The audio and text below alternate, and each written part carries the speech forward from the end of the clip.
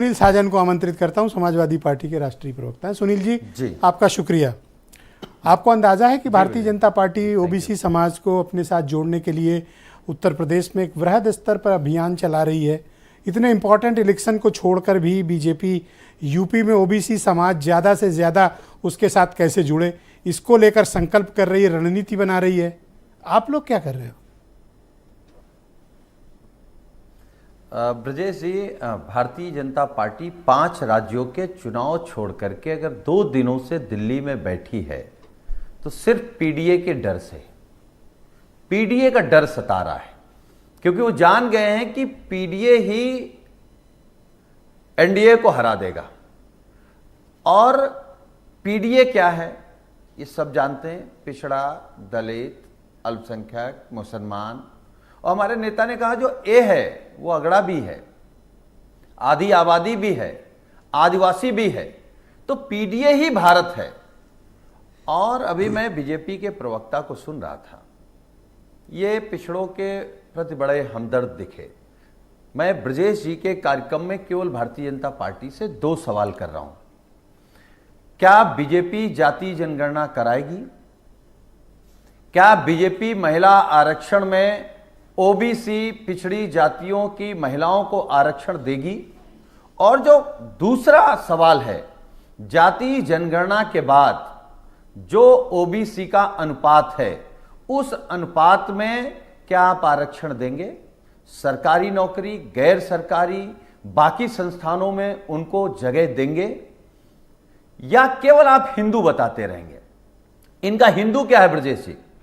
इनसे पूछिए कि आपने बांदा विश्वविद्यालय में जो हिंदुओं की भर्ती की, उसमें कितने पिछड़े हैं, कितने दलित हैं? वोट लेना हो तो पिछड़ा हिंदू, दलित हिंदू, नौकरी देना हो तो दलित अछूता, हिंदू ओबीसी अछूता। ये कौन सा हिंदुत्व है भाई आपका? संजय भाई रुकिएगा, टाइम कैसा हिंदुत्व है जी? और जो आपका हिंदुत्व है उसमें कितने प्रतिशत हिंदू हैं? अब इनका हिंदुत्व देखिए। राम मंदिर का आंदोलन हम लोगों को याद है, बड़ा नाम उमा भारती जी का था, कल्याण सिंह जी का था, विनय कटियार जी का था। आज वो कहां हैं? मान लीजिए कल्याण सिंह जी हमारे आपके बीच नहीं है। उमा भारती जी मंदिर का जब पूजन हो रहा था तो पूरे दिन घूम घूम कर वहीं अयोध्या में घूम रही थी, लेकिन बुलाया नहीं गया। विनय कटियार को बुलाया नहीं गया। आज राजनीति में कहां हैं ये लोग? और एक नकली ओबीसी देश के प्रधानमंत्री बन गए। हम प्रधानमंत्री जी का सम्मान करते हैं, लेकिन क्योंकि वो नकली ओबीसी हैं तो उनको ओबीसी नहीं स्वीकार है।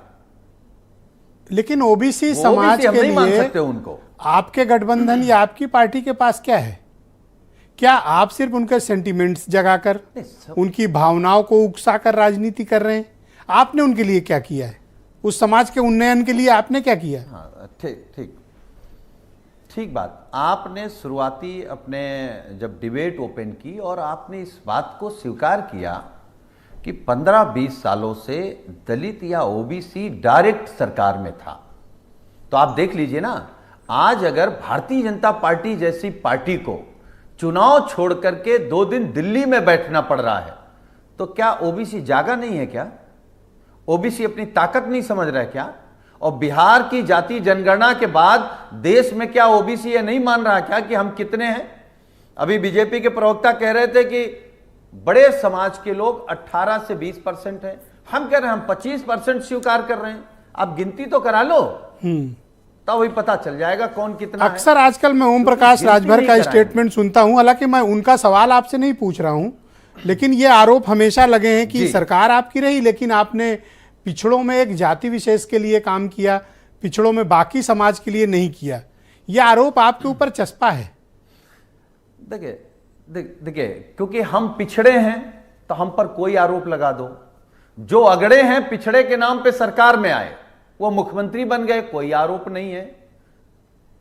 पिछड़े के नाम पे सरकार बनी, किसी पिछड़े एमएलए का, किसी पिछड़े एमपी का, किसी पिछड़े मंत्री का, या किसी पिछड़े डिप्टी चीफ मिनिस्टर का कोई स्थिति नहीं है कि अपने विभाग के वो फाइल देख लें, अपने विभाग के चपरासी का ट्रांसफर कर लें या अपने समाज के किसी भी व्यक्ति की थाने कचहरी में उनकी मदद कर दें, नहीं कर सकते। तो पर इस लीडरशिप तरीके है के बीजेपी डिप्टी के चीफ पास। मिनिस्टर क्या करेंगे? आप देखिए केशव मौर्य सरकार में लीडरशिप नंबर 2, नहीं है, डिप्टी चीफ झूठी मिनिस्टर, लीडरशिप है। बीजेपी के स्टेट प्रेसिडेंट ओबीसी, बीजेपी के संगठन महामंत्री ओबीसी। अच्छा ठीक है, हम सब कुछ स्वीकार कर रहे हैं। क्या उत्तर प्रदेश के उप मुख्यमंत्री जो ओबीसी हैं वो अपने समाज के किसी व्यक्ति की मदद कर सकते हैं थाने पर? केवल अपना प्रोटोकॉल लेकर के, गाड़ी घोड़ा लेकर के, थोड़ा बहुत पैसा कमा करके, और वो भी योगी जी उनके विभाग में जांच बिठा देते हैं। इतने तो 2 नंबर के नेता हैं वो। देखिए, भारतीय जनता पार्टी और आरएसएस के लोग कभी नहीं स्वीकार कर सकते कि पिछड़ा कभी बढ़ जाए, तरक्की कर जाए, आर्थिक रूप से मजबूत हो जाए, सामाजिक रूप से मजबूत हो जाए, शैक्षिक रूप से मजबूत हो जाए, और या धार्मिक रूप से बराबरी की बात डायरेक्ट आपसे पूछ रहा हूं, तीसरी बार पूछ रहा हूं। भाजपा में और आरएसएस 4 बार आपकी डायरेक्ट सांप सरकार लौटने थी, लगता है। 4 बार आपकी डायरेक्ट सरकार थी, डायरेक्ट पावर एक्सेस किया है आपने, तो आप बताइए ना आपने ओबीसी समाज के लिए क्या किया? अरे क्या, अरे आप बताइए, सचिवालय में क्या केवल यादव हैं? नौकरी में, पुलिस में केवल यादव हैं? मैंने ओबीसी समाज की बात की है, मैंने किसी जाति की विभाग, बात नहीं सिंचाई की। विभाग, पीडब्ल्यूडी में केवल यादव हैं?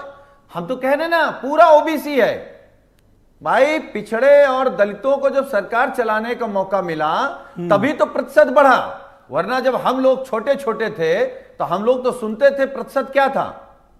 किसी भी विभाग में प्रतिशत उठा करके देख लीजिए, 5%, 2%, 3% वाले लोग 95% नौकरी में थे, और जो 60%, 65% वाले ओबीसी के लोग हैं वो तो पॉइंट में थे। अगर वो आज प्रतिशत में दिखाई दे रहे हैं या टीवी पर बैठ करके आपके कार्यक्रम में अपने हक की बात कर रहे हैं, तो ये किसने दिया? भाजपा ने दिया क्या? आरएसएस ने दिया क्या? और पिछड़ा समाज किसी से लेता नहीं है, छीनना जानता है।